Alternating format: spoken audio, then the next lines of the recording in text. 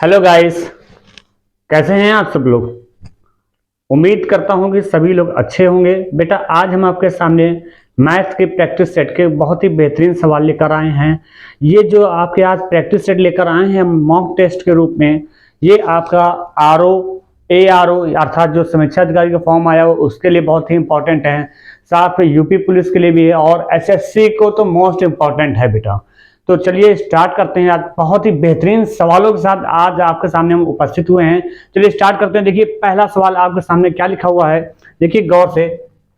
लिखा है बेटा चाय का एक उत्पादक, ठीक है, चाय का एक उत्पादक चाय बागानों की दो प्रकार की चाय, एक का रेट बेटा 18 रुपए दिया। एक का रेट कितना दिया है?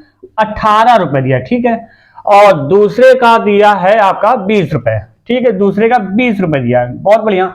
अच्छा, इसके बाद कह रहा है दूसरे के 20 रुपए वाली 5:3 के अनुपात में मिश्रित करके एक चाय तैयार करता है। यदि वह इस मिश्रित चाय को 21 रुपए प्रति किलोग्राम की मात्रा से बेचे तो इसे कितने प्रतिशत का लाभ होगा। बेटा बस इतना सा पूछा गया। ये आपका जो सवाल है बेटा ये एलिगेशन से संबंधित चैप्टर से है, मिश्रण से।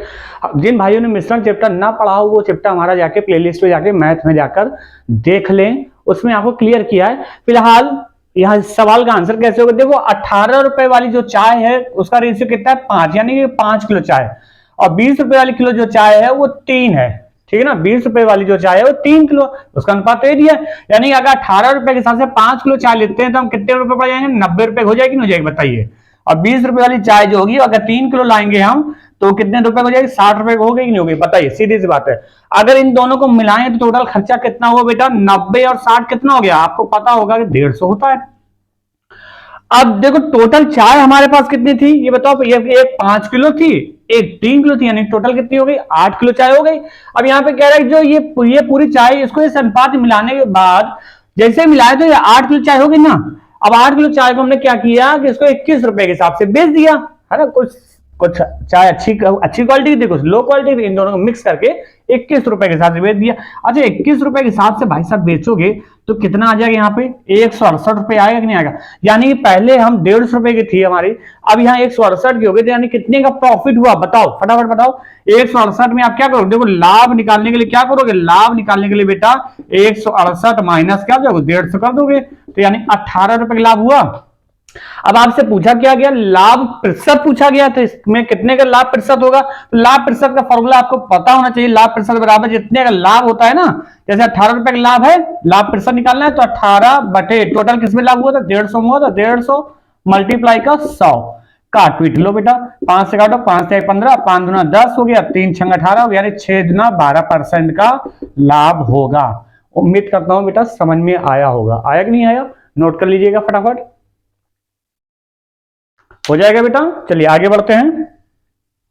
चलिए सवाल नंबर लिखते हैं बेटा। दूसरा सवाल देखिए क्या लिखा हुआ है, आपके स्क्रीन सामने आ चुका है, फटाफट लगाइए। नहीं आएगा? देखिए दूसरा सवाल क्या कह रहा है। कह रहा है बेटा कि एक व्यापारी ने अपने उत्पाद का अंकित मूल्य उसके लागत मूल्य से 20% ज्यादा रखा है और उस अंकित मूल्य पर 20% की छूट दी जाए तो उस उत्पाद की बिक्री पर उसे कितने प्रतिशत लाभ अथवा हानि होगी। ऐसे सवालों के लिए बेटा हमेशा याद रखना, जब भी एग्जाम में आ जाए ना बहुत ही जल्दी से करना है, शॉर्ट ट्रिक से करना। कैसे? जब भी कभी बोला जाए 10% लाभ हुआ, फिर 10% हानि हुई, है ना, फिर उसका मूल रेट बताइए। इस तरह के सवालों के लिए आप एक काम करो, सीधे फॉर्मूला क्या लगाओगे? आर स्क्वायर अपॉन का 100 लगा दो। क्या लगा दोगे? आर स्क्वायर अपॉन का 100। अब यहाँ पे आर वैल्यू क्या दे दिए? 20 दिया, तो 20 का स्क्वायर बटे का 100 कर देना। 20 का स्क्वायर कितना होता है बेटा? 400 होता है, बटे का 100। बेटा 0 0 काट दीजिए, कितना आ जाएगा? 4% आ जाएगा। और ऐसे सवालों में हमेशा याद रखना बेटा क्या होगी? हानि ही होगी। याद रखना हानि होगी, लॉस होगा। कभी भी लाभ पे टिक मत लगा देना, ठीक है ना। चलिए नोट कर लीजिएगा, आ गया होगा। तो यहाँ पर ऑप्शन आपका कौन सा हो जाएगा? पहला वाला आपका ऑप्शन हो जाएगा। चलिए बढ़ते हैं बेटा। सवाल नंबर तीसरा देखिएगा क्या लिखा हुआ है। तीसरा बेटा देखिएगा सवाल, देखिए बहुत ही बेहतरीन सवालों के साथ आए हैं। क्या लिखा है कि ए तथा बी की आयु का अनुपात, क्या लिखा है? ए तथा बी की आयु का अनुपात, ठीक है। ए तथा बी की आयु का अनुपात कितना दिया है बेटा? 3:5 दिया हुआ है। और उनकी आयु का योग जो है 56 वर्ष दिया। अच्छा इनकी आयु योग 56 दिया, यानी कि इन दोनों का योग बेटा कितना दिया है? 56 दिया है, तो क्या करो यहाँ पे चुपचाप यहाँ 56 दिया ना, इन दोनों की आयु का योग बेटा 56 दिया है, यानी कि 5 3 8 बराबर 56, तो 1 बराबर बेटा 7 के, तो 1 बराबर अगर 7 आ गया है भाई, 8 से 56 होता है, तो 7 पे आई कितना हो गया 21 आ गया, एक की आयु कितनी आ गई 21 आ गया, और 7 पना 35 आ गई। ठीक, ये तो बात समझ में आ गई होगी। अब आगे पढ़ लीजिए, आगे सवाल में क्या कह रहा है, तो बताइए, तो 7 वर्ष पहले इनकी आयु का अनुपात क्या होगा। अच्छा एक बात बताओ बेटा, आज ये 21 साल का, तो 7 साल पहले कितने साल का रहा होगा ये बताओ, 14 साल का रहा होगा, और ये तो एक ही बार, और बी आज 35 साल का है, तो 7 साल पहले ये कितने साल का रहा होगा बताओ, 28 साल का रहा होगा कि नहीं रहा होगा बताओ, 28 साल का रहा होगा। अब इनका अनुपात निकालना, तो 14 एकम 14, 14 दूना 28, तो क्या हो जाएगा बेटा 1:2 हो जाएगा, तो आंसर आप क्या देंगे 1:2 वाला आंसर हो जाएगा, यानी कि ऑप्शन कौन सही हो जाएगा बेटा, सी ऑप्शन आपका सही हो जाएगा। समझ में आ रहा होगा, उम्मीद करते हैं आपको, ठीक है। चलिए नोट कर ले,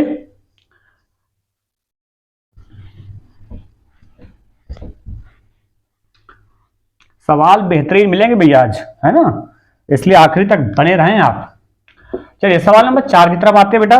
4 नंबर देखिए क्या लिखा हुआ है आपके सामने आ गया स्क्रीन में, लिखा हुआ है 990 रुपए को 3 भागों में इस प्रकार से बांटिए कि पहले वाले भाग का आधा, ठीक है, पहले वाले भाग का आधा, दूसरे भाग का 1/3 और तीसरे भाग का 5वां हिस्सा बराबर हो। कर पाएंगे, फटाफट करके बताइए जल्दी, नहीं होगा। देखिए कैसे क्या कह रहा है, मान लो जो हमारा भाग था, पहला भाग, हमने कोई भाग मान ली, भागों की वैल्यू मान ली x मान लिया, यहां y मान लिया, यहां z मान लिया, ठीक है।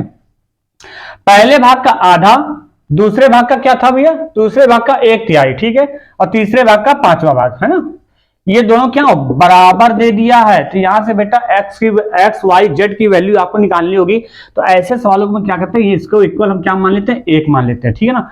अब यहां से x की वैल्यू x/2 बराबर 1 होगा, तो x की वैल्यू कितनी आ जाएगी बेटा, कितनी हो जाएगी बेटा 2 हो जाएगी, नहीं हो जाएगी। y की वैल्यू कितनी हो जाएगी बेटा, y की वैल्यू हो जाएगी आपकी क्या हो जाएगी, y की वैल्यू आपकी 3 हो जाएगी कि नहीं हो जाएगी, और z की वैल्यू कितनी हो जाएगी बेटा बताइए बेटा, z की वैल्यू 5 हो जाएगी नहीं हो जाएगी यार। यानी कि हम यहाँ पर इसको क्या लिख सकते हैं, सीधे सीधे अनुपात में अगर कन्वर्ट करोगे तो x/y अनुपात x अनुपात y अनुपात z अनुपात बराबर क्या हो जाएगा 2:3:5 हो जाएगा। अब आपको करना क्या, 990 रुपए को विभाजित करना। तो एक बात बताओ, ये टोटल वैल्यू कितने के बराबर है ये बताइए फटाफट, 5 3 8 2 10 है, तो 10 बराबर 990, तो 1 बराबर बेटा 99, बोलो कट गया कि नहीं कट गया, 1 बराबर 99। अगर x की वैल्यू निकालनी है तो यहाँ पे x वैल्यू का अनुपात था कितना, 2 ही तो था, तो यानी x की वैल्यू निकालने के लिए क्या करोगे, 99 में आपको क्या करना होगा 2 का गुणा करना होगा, तो भैया 2 का गुणा करोगे कितना आ जाएगा 198 रुपए हो जाएगा। y की वैल्यू निकालनी हो तो क्या करना है, इसी 99 में क्या करोगे बेटा 3 का गुणा कर दोगे तो कितना हो जाएगा, 3 का गुणा करो फटाफट, इसमें आपका 3 का गुणा करेंगे तो 3 9 27 हो गया, और 3 9 27 हो गया, 27 3 कितना हो गया आपका, हो जाएगा ये आपका 297 हो जाएगा, 29 हो जाएगा, ठीक। और यहाँ पे आपका जेड की वैल्यू निकालने के लिए क्या करेंगे, 99 गुणे कितना करेंगे बेटा 5 कर देंगे तो कितना आ जाएगा बेटा 495 आपका हो जाएगा, ठीक है ना। तो ये आपके सारे क्या हो जाएंगे, आंसर हो जाएंगे, नोट कर लीजिएगा। समझ में आ रहा है ना,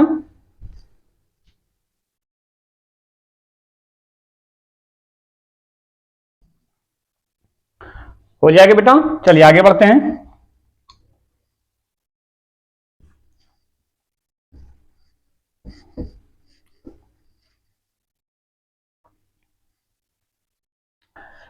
आ जाइए बेटा सवाल नंबर 5 की तरफ देखिए। 5 नंबर क्या कह रहा है बेटा, ध्यान से देखिएगा। कह रहा है कि एक व्यक्ति ने 36 रुपए के कुछ संतरे सभी 5 मंडियों से अलग अलग क्रमशः 1 रुपए, 1.5 रुपए, 1 रुपए 80 पैसे, 2 रुपए, 2.25 रुपए प्रति संतरे की दर से खरीदे। बहुत बढ़िया। प्रत्येक संतरे का औसत मूल्य कितना है। अच्छा, औसत बराबर आपको पता होना चाहिए, फॉर्मूला क्या होता है, दिए गए परिणामों का योग बटे उनकी संख्या, है ना। चलो इतना पता है ना तुम लोग को। देखो पहले जो था 36 रुपए के हिसाब से, मान लो एक संतरा उसने खरीदा, कुल संतरों की संख्या निकालिए। यहां से पहले आप क्या निकालेंगे, संतरों की संख्या निकालेंगे। क्या निकालेंगे भैया, संतरों की संख्या निकाल रहे हैं ना, संतरों की संख्या निकाल रहे। तो 36 रुपए के हिसाब से था एक संतरा, 1 रुपए के हिसाब से हो गया। आगे क्या कह रहा है, 36 रुपए कुछ संतरे सभी 5 मंडियों से अलग अलग क्रम से 1 रुपए, 1.5 रुपए, है ना। दूसरा 1.5 रुपए के हिसाब से ले लो। तीसरा कितने का है भैया? 1 रुपये 80 पैसे के हिसाब से है। और चौथा कितने के हिसाब से भैया? 2 रुपए के हिसाब से है ना। सॉरी यार, एक लिख दिया, 36 लिखना था। 36/36 2 प्लस 30। और अगला कौन सा है? पांचवा 2.25 रुपए के हिसाब से है। चलो बहुत बढ़िया। यहां से इसको काटना शुरू कर दो बेटा। इसको काट लो तो यहां से भाग दो, कितना आ जाएगा? 36 आ जाएगा। यहां से भाग देंगे तो आपका कितना आ जाएगा बताओ फटाफट? 24 आ जाएगा। अच्छा, और यहां पे काटेंगे तो आपका हो जाएगा 2। मान लो 0 बढ़ा दिया हमने, 0 तो कोई वैल्यू है था ही नहीं। 18 दूना 36, तो कितनी आ जाएगी? यहाँ से आपकी 20 रुपये आ जाएगी। ठीक है ना, ये पॉइंट था ना, 20 आ गए। और यहाँ से इसको काटेंगे तो 18 आ जाएगा। ठीक, ये 18 आ जाएगा। और यहाँ से इसको काट लेंगे तो आपका जो आ जाएगी वैल्यू यहाँ पर आ जाएगी। इसको काटते हैं तो 0 काटेंगे तो 16 आ जाएगा। ठीक, ये आ गई। अब इसको जरा जोड़ लीजिए बेटा, कितना आ जाएगा यहाँ पे फटाफट बताओ। इस सबको जोड़ो। 36 24 कितना हो गया? 30 20 50 और 60, 60 20 80 और 80 18 16 34, यानी 114 हो गया। कितना हो गया बेटा? 114 हो गया। ठीक, अब क्या है? अब इसमें हमें क्या निकाला? कुल खर्चा। पहले ये बताओ कुल खर्च कितना हुआ था हमारा, ये बताओ भैया। कुल खर्च हुआ होगा, देखो 36 रुपए के हिसाब से 5 जगह 5 मंडी खरीदा था ना, तो 5 मंडी खरीदा था, यानी 36 पंचे कितना हो गया बेटा? 180 रुपए हो गया। ठीक, इधर से 180 रुपए हो गया। अब हमें क्या करना है? प्रत्येक संतरे का औसत मूल्य ही तो निकालना है। तो यहाँ नहीं कि यहाँ पर कितना आया था बताओ, वैल्यू आपकी 114 आया था। यहाँ पे कुल खर्च कितना हो? 180। तो आपको औसत मूल्य निकालने के लिए क्या करना होगा? 180 बटे 114 मल्टीप्लाई का सॉरी, इसको भाग दे लो फटाफट। काटो काटो, कितनी बार जाएगा भैया? काट लेंगे आप 114 एकम 114। ठीक है, 180 में 114 आप घटा लेंगे तो 10 में 6 गया 4 और 7 में गया 6, 66। तो यानी कि आपका भाग और चला जाएगा, तो यानी कि भाग देना पड़ेगा। देखो भाई फटाफट भाग देके बताओ फटाफट क्या होगा।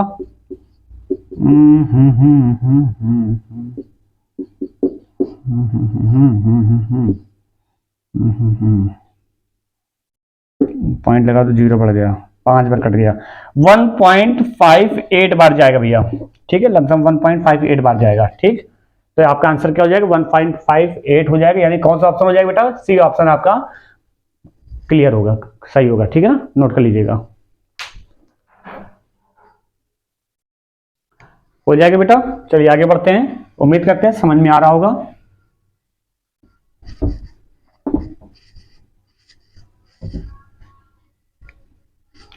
चलिए आगे बढ़ते हैं बेटा, सवाल नंबर 6 की तरफ हम लोग बढ़ते हैं। देखिएगा 6 नंबर में क्या कह रहा है, बहुत ही बेहतरीन सवाल है 6 नंबर भी। देखिए क्या कह रहा है, सोमवार से लेकर बुधवार का औसत तापमान 37 सेंटीग्रेड और मंगलवार से लेकर गुरुवार तक का 34 सेंटीग्रेड था। यदि गुरुवार का तापमान सोमवार की तुलना में 4/5 रहा हो तो गुरुवार का तापमान कितना था? इतनी सी बात है, कर लोगे? नहीं कर पाओगे? देखो, सोमवार से लेकर बुधवार, यानी एम फॉर मंडे, फिर ट्यूसडे, फिर वेडनेसडे। ठीक है ना, सोमवार से लेकर बुधवार, यहां मंडे लिख गए हैं ना शॉर्टकट में, का तापमान कितना था बेटा? 37 सेंटीग्रेड था ना। तो ये 37 सेंटीग्रेड था, तो ये औसत तापमान था ना, तो इनका योग कितना हो जाएगा? तो प्लस में लिखा है ना, योग निकालने के लिए क्या करोगे? इसके 3 को गुणा करोगे नहीं करोगे बताओ? तो कितना आ जाएगा यहाँ पे बताओ फटाफट गुणा करो। आ जाएगा 3 सत्ते 21 और 3 त्रिका 9, 9 2 11, 111 हो जाएगा। ठीक, 111 सेंटीग्रेड हो गया। अब आगे क्या कह रहा है?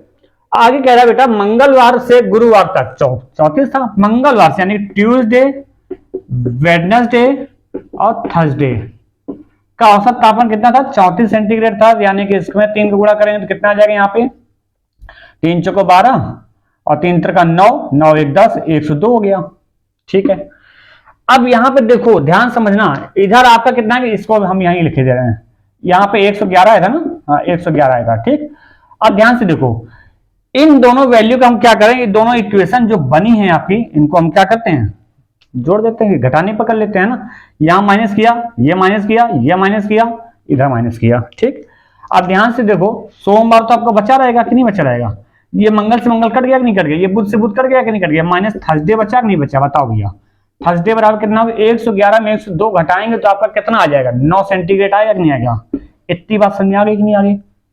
बोलो हाँ या ना, आ गई ना।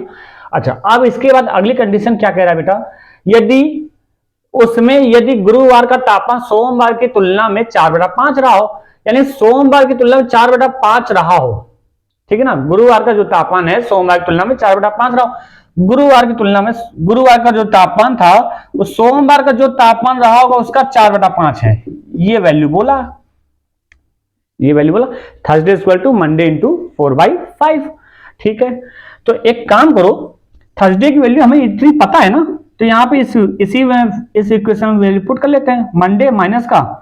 मंडे इंटू का 4/5, ठीक, बराबर का 9 सेंटीग्रेड। सॉल्व कर लो बेटा इसका, तो ये 5 एम हो जाएगा ना, 5 मंडे और यहाँ 4 मंडे माइनस हो जाएगा, तो मंडे तो बचेगा। मंडे भाई बराबर कितना हो जाएगा, ये 5 पे इधर मल्टीप्लाई हो जाएगा, 9 पना कितना हो जाएगा, 45 हो जाएगा। यानी कि मंडे की वैल्यू आपको कितनी आ गई बेटा, 45 मिल गई। अब आपको गुरुवार का बताना है, तो एक इक्वेशन ये बनी थी नहीं बनी थी, तो आपको सोमवार का तापमान पता चल गया, तो थर्सडे का निकालने के लिए क्या करोगे बेटा, 45 गुणे का 4 बटे का 5 काट लो, 5 9 45, 9 चौक कितना आ गया, 36 सेंटीग्रेड था भैया। गुरुवार का 36 सेंटीग्रेड हो जाएगा। समझ में आया कि नहीं आया? बढ़िया सवाल था, बहुत ज्यादा कठिन नहीं था, लेकिन लोग भयभीत हो जाते हैं जबरदस्ती का, ऐसा जबकि आपको होना नहीं है भैया। और अगर सवाल हमारे अच्छे लग रहे हों, अच्छे लेवल के हों, तो लाइक तो बनता है ना, लाइक दबा के करो यार थोड़ा सा, है ना। चलो आगे बढ़े, उम्मीद करते हैं समझ में आया होगा।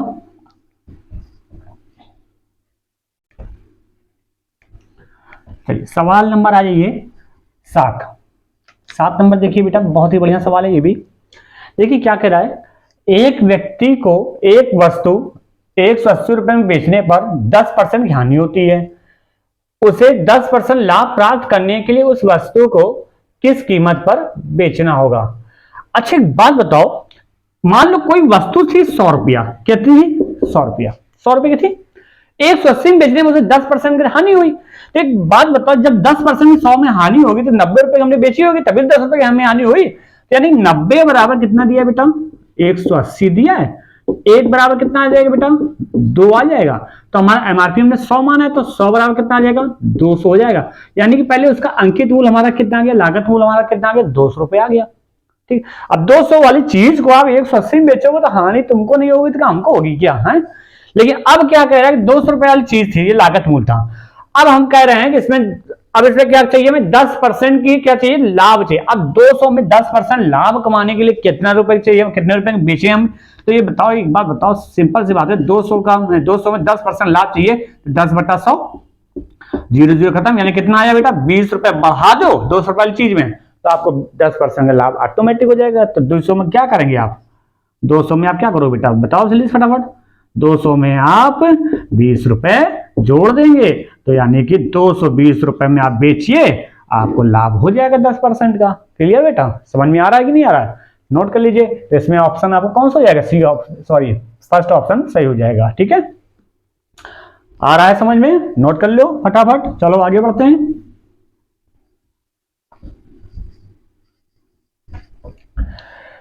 चलिए भैया आगे देखिए, सवाल नंबर 8 नंबर देखिएगा फटाफट, क्या कह रहा है 8 नंबर, कह रहा है कि 2.6, ये क्या है 2.6 कॉमा फिर 2.066, बहुत बढ़िया, फिर कॉमा फिर 2.66 फिर 2.08 में सबसे बड़ी संख्या कौन सी है। अच्छा, अब इसमें सबसे बड़ी संख्या आप नहीं छांट पाओगे, ये भी हमको बताना पड़ेगा, है ना। देखो भैया, इसको आप दूसरे वे से देख लो, ये आपके कुल मिला के 2 रुपए 60 पैसे, रुपए में कन्वर्ट कर लो। ये 2.6 का मतलब हो गया 2 रुपए 60 पैसे, क्या हो गया, 2 रुपए 60 पैसे। फिर दूसरा क्या कह रहा है आपका कि 2 रुपए 06 पैसे, 2 रुपए 06 पैसे, ठीक, 2 रुपए 06 पैसे। फिर अगला कह रहा है, फिर कह रहा है 2 रुपए 8 पैसे हो गया, ठीक है ना, 2 रुपए 08 पैसे। अब में सबसे बड़ी संख्या कौन सी, अरे भैया फिर एक तीसरा छूटी गया, 2 रुपए 66 पैसे। तो ये बताओ सबसे बड़ी संख्या कौन सी है, 2 रुपए 66 पैसे वाला तो है। 2 रुपए तो किनारे कर दो, पहले यहाँ पे 60 पैसे था, फिर 6 पैसे हैं, फिर 66 पैसे हैं, फिर 8 पैसे हैं। तो बताओ इसमें सबसे बड़ा कौन सा है, 66 पैसे वाला बड़ा होगा, तो यानी यही वाला आपका बड़ा हो जाएगा। इसमें कुछ करना ही नहीं है। समझ में आया कि नहीं आया, आगे बढ़ा जाए भैया। देखिए क्या लिखा हुआ है, सवाल नंबर 9, बहुत बढ़िया सवाल है। लिखा हुआ है आपके स्क्रीन के सामने, क्या लिखा हुआ है, दो वृत्त एक दूसरे को अंदर से छूते हैं, बड़े वृत्त की त्रिज्या 6 सेंटीमीटर है और दोनों वृत्तों के केंद्रों के बीच की दूरी जो दी है बेटा 2 सेंटीमीटर दिया। कितनी दी है? 2 सेंटीमीटर दिया है। तो दूसरे वृत्त की त्रिज्या कितनी होगी? दूसरे वृत्त की त्रिज्या निकालनी है, तो यानी एक बड़े वृत्त की त्रिज्या दी 6 सेंटीमीटर, छोटे वाले वृत्त की निकालनी होगी। तो एक काम करो, सबसे पहले फिगर तो हम बना दें आपको ताकि आपको समझ में आ जाए। ये बड़ा वृत्त है, एक वृत्त इसके अंदर बना लो जो छूता हुआ है, ठीक है। इसकी जो त्रिज्या दी है, ये त्रिज्या, ये हमने त्रिज्या क्या मान ली बेटा? कैपिटल आर मान ली इसकी त्रिज्या। तो यानी कि यहाँ पे आर की वैल्यू क्या दे दी है बेटा? 6 सेंटीमीटर दे दिया है, ठीक है, 6 सेंटीमीटर। और दोनों वृत्तों के केंद्रों के बीच की दूरी 2 सेंटीमीटर दिया है, यानी कि एक वृत्त के केंद्र के बीच की ये दूरी होगी, एक वृत्त के केंद्र के बीच की दूरी ये हो गई। इसका नाम हमने ए मान लिया, इसका नाम हमने बी धर दिया, है ना, ये यहाँ पे सी हो गया, ये जो छू रहा है। तो ए और बी की वैल्यू जो दे दी है वो कितनी दे दी है बेटा? 2 सेंटीमीटर दे दिया। इस छोटे वाले वृत्त के हमने क्या मान लेते हैं? इसकी त्रिज्या हमने आर मान लिया। अब इन दोनों के बीच की जो है अंतर कितना दिया? 2 सेंटीमीटर दिया, यानी ए बी की वैल्यू 2 सेंटीमीटर दिया, यानी कैपिटल आर माइनस का आर बराबर कितना दे दिया? 2 सेंटीमीटर दे दिया। तो आपसे क्या दूसरे वृत्त की त्रिज्या पूछी थी, यानी स्मॉल आर ही तो आपको फाइंड करना है। और क्या करना है? तो बेटा कैपिटल आर की वैल्यू तो आपको पता है ना, कैपिटल आर की वैल्यू कितनी दे दी है? 6 सेंटीमीटर दिया नहीं, माइनस का आर बराबर का 2। तो ये स्मॉल आर निकालने के लिए क्या करोगे बेटा? ये 6 माइनस 2 नहीं हो जाएगा? 6 माइनस 2 बराबर आर, यहां से आर की वैल्यू कितनी आ गई? 4 सेंटीमीटर आ गई। तो दूसरे वृत्त की त्रिज्या कितनी हो गई? 4 सेंटीमीटर हो गई। देखिए ऐसा कोई एक ऑप्शन होगा उसमें टिक लगा देना। कौन सा ऑप्शन दिया? तीसरा वाला ऑप्शन है, तो तीसरे वाले में आपको टिक लगा देना होगा, ठीक है ना बेटा। चलिए आगे बढ़ें, समझ में आया? लाइक कर लो भैया, कितनी बार कहें, लाइक नहीं कर तो दबा के, तभी मन नहीं लगता है। लाइक करो, दबा के शेयर करो खूब जम के। तुम लोग शेयर करोगे, लाइक करोगे, जितने हम लोग को मजा आएगा उतना ही आपके लिए फायदा होगा, है ना। चलो आगे बढ़ते हैं बेटा। सवाल नंबर आ जाइए 10 की तरफ आ जाइए। 10 नंबर देखिए सवाल क्या दिया हुआ है? 8 पुरुष या 12 लड़के। बहुत बढ़िया, देखो ये आ गया, ये भी सवाल हमने आपको पढ़ाया हुआ चैप्टर में, है ना। तो पढ़िए मैथ में क्या कह रहा है? 8 पुरुष या 12 लड़के एक कार्य 16 दिन में कर सकते हैं। बेटा इसमें सबसे पहले जब भी इस तरह क्वेश्चन है तो आपको क्या होगा, या तो पुरुषों को लड़कों में कन्वर्ट कर लो, या तो लड़कों को पुरुषों को कन्वर्ट कर लीजिए। इसमें कन्वर्ट करना पड़ेगा तभी आप कर पाएंगे, है ना। तो देखो 8 पुरुष 12 लड़के, यानी कि 8 मैन इक्वल टू 12 बॉयज। अगर हम इसको सॉल्व करें, 4 से काट दो बेटा, 4 दूना 8, 4 3 12, यानी कि 2 आदमी बराबर 3 लड़के, या 3 लड़के बराबर 2 आदमी। बोल सकते हैं नहीं बोल सकते हैं? बोलो, है ना। अब यहां पर देखो क्या कह रहे थे क्वेश्चन में, आगे पढ़ेंगे। 16 दिन में काम कर सकते हैं, तदनुसार 12 पुरुष और 6 लड़के वही कार्य कितने दिन में पूरा करेंगे? अच्छा एक बात बताओ, 12 पुरुष और 6 लड़के, 6 लड़के हैं ना, तो ये बताओ 3 लड़के बराबर 2 आदमी है, तो 6 लड़के बराबर कितने आदमी हो जाएंगे? 4 आदमी हो जाएंगे भाई। जब 3 लड़के बराबर 2 आदमी, तो 6 लड़के बराबर, भाई 3 का दुगना यहां करा तो दुगना यहां भी कर देंगे, तो 4 लड़के हो गए ना। तो 12 पुरुष प्लस का 4 पुरुष और हो गए, यानी 6b की वैल्यू हमने 4m कर ली। तो इसको हम क्या बोल सकते हैं बेटा? 16 पुरुष हो गए कि नहीं हो गए? बताओ, ये 16 पुरुष हो गए, कितने दिन में काम करेंगे ये पूछा, D2 पूछा, और आपको M1 की वैल्यू दे दी है, यानी कि कितना दिया था? 8 लड़के, 8 पुरुष किसी काम को, 8 पुरुष या 12 लड़के किसी काम को 16 दिन में पूरा करते हैं। तो हमने पुरुष में कन्वर्ट कर लिया, तो 8 पुरुष कितने दिन खत्म कर रहे हैं? 8 m स्क्वायर 2, 16 दिन खत्म कर रहे हैं कि नहीं कर रहे हैं? तो ये इक्वेशन आपकी आ गई है। क्या लिखा है आपका? 8m गुणे का 16 बराबर का 16m बराबर का D2। ये आपका ये खत्म हो गया कि नहीं खत्म हो गया? 16 से 16 खत्म हो गया कि नहीं खत्म हो गया? बताओ, 16 16 खत्म हो गया बेटा। M1 की वैल्यू कितनी आ गई? यहाँ पे M1 D1 है ना, ये M1 D1 दिया हुआ है आपका, है ना। तो ये 16 16 खत्म हो गया, तो यानी कि यहां से आपका क्या बचेगा? D2 की वैल्यू कितनी आ गई बेटा? 8 दिन आ गया, खत्म बात। ठीक है ना। आपने फॉर्मूला पढ़ा होगा, क्या पढ़ा होगा? M1 D1 equal to M2 D2 पढ़ा है ना। तो M1 की वैल्यू आपको यहाँ पे 8 दिया है, और D1 की वैल्यू आपको 16 दे दिया क्वेश्चन में, और यहाँ पे M2 की वैल्यू हमने कन्वर्ट कर लिया 16 आदमियों में, है ना, और D2 वैल्यू निकालना है, तो बस उसी वैल्यू पुट कर दिया, आंसर निकाल लिया, तो 8 दिन आ जाएगा। आया कि नहीं आया समझ में? उम्मीद करते हैं आ रहा होगा। चलिए नोट कर लीजिएगा, फिर आगे बढ़ते हैं।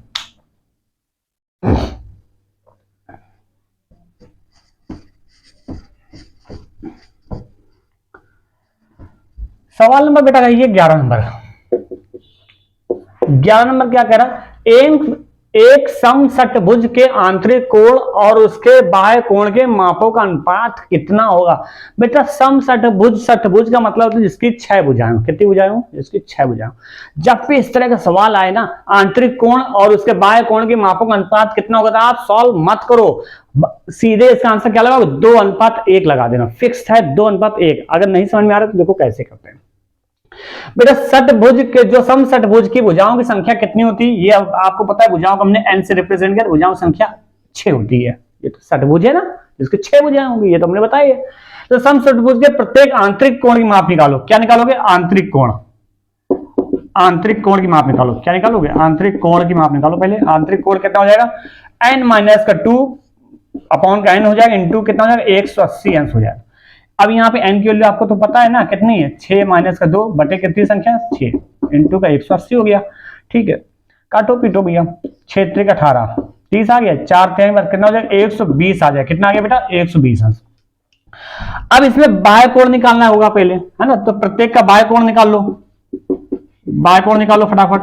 बाह्य कोण कितना हो जाएगा भैया, बाह्य कोण के निकालने के लिए क्या, 180 माइनस का आंतरिक कोण, जो ये आंतरिक कोण निकाला है, आंतरिक कोण लिख लो। तो बाह्य कोण निकाला है, आंतरिक कोण निकालो। आंतरिक कोण कितना निकाला, 120 निकला है कि नहीं निकला, तो 180 माइनस का 120 कितना आ गया बेटा, 60 आ गया। ठीक, अब 60 आ गया। अब तुमसे क्या पूछा गया, इन्हीं दोनों का अनुपात पूछा है, आंतरिक कोण और बाह्य कोण का अनुपात पूछा है। तो आंतरिक कोण की वैल्यू कितनी आई, 120 आई कि नहीं आई, बताओ, 120 आई। और बाह्य कोण का वैल्यू कितनी आई, 60 आई नहीं आई। अब इसका अनुपात निकाला तो काट दो बेटा, 60 दूना 120, 60 × 60, यानी क्या आ गया, 2:1 आ गया। इसलिए हमने कहा था सीधे 2:1 निकाल लो, कुछ था थोड़ी ना सवाल में। ठीक है ना बेटा, नोट कर लीजिएगा। तो इसमें ऑप्शन आपका कौन सही हो जाएगा, ऑप्शन हो जाएगा पहला वाला आपका सही हो जाएगा। क्लियर बेटा, समझ में आ रहा होगा, उम्मीद करते हैं आपको। चलिए आगे बढ़ते हैं।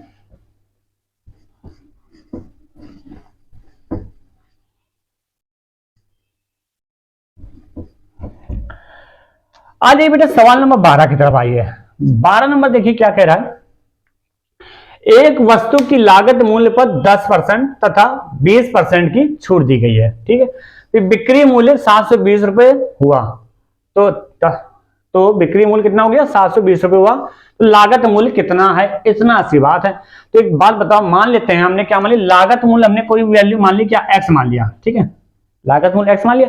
अब उससे पहले 10% छूट दी गई, यानी कोई चीज 100 रुपए वाली चीज थी, उसमें 90% 10% छूट दी गई, तो 90 तो बचे, 90/100। ठीक, फिर उसके बाद क्या किया, उसी में हमने 20% छूट दिया, यानी 80/100।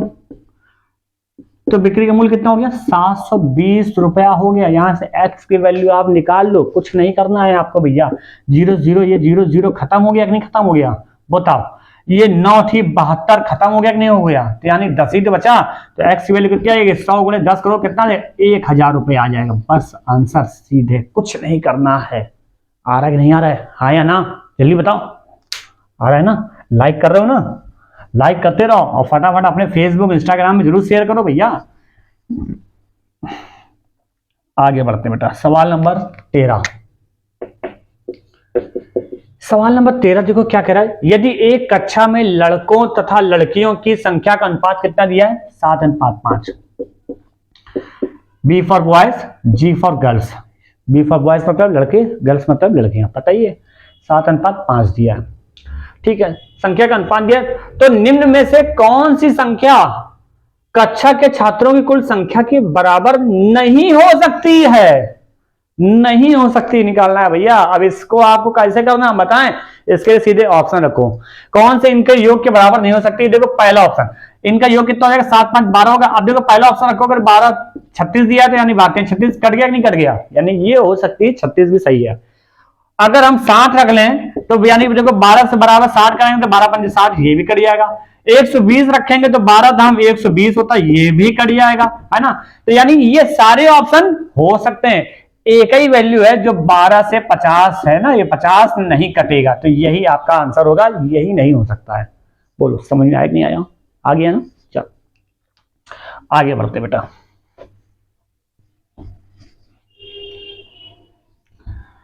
सवाल नंबर आ जाओ 14 नंबर। क्या कह रहा है 14 नंबर, देख लो अगला सवाल देख लो। 6 सही 1/4% को भिन्न के रूप में व्यक्त करना। अरे भिन्न के रूप में व्यक्त करना, ये तो व्यक्त कर लोगे, ये तो सबसे आसान सवाल है, मुझे उम्मीद है कि आप लोग कर ले जाओ। देखो 6 × 24 1 25 बटे 4, परसेंटेज हटाओगे तो परसेंटेज हटाओगे तो यानी बटे 100, काट पीट लो। 25 से कम 25, 25 चको 100, यानी कितना गया, 4 का गुणा 4 में हो जाए तो 1/16, यही भिन्न हो गया आपका, ठीक है ना। और अगर दशमलव के रूप में बोलता तो भाग दे के दशमलव निकाल लेते हैं। आया कि नहीं आया? उम्मीद करते हैं आज की क्लास हमारी पसंद आई होगी, समझ में आई होगी, और लाइक तो कर लिया होगा ना। इसी तरह से हम आपके साथ पर डे हर दिन आते रहेंगे और अच्छे अच्छे वीडियो लेकर आते रहेंगे। लाइक जरूर करिएगा। धन्यवाद आज के लिए।